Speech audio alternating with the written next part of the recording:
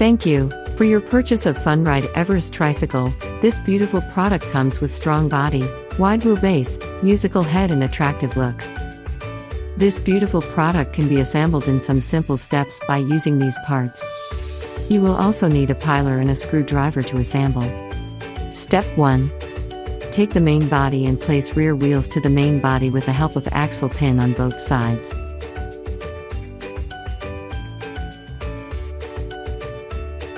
Now, place rear wheel caps to the wheels, on both the sides.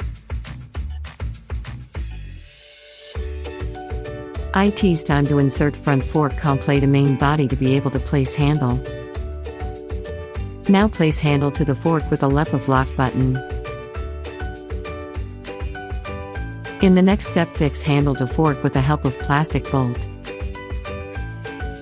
Now is the time to place seat to main body. Fix seat to the main body with the help of provided butterfly nuts. In the last step, insert the battery to musical head to activate electronic functions.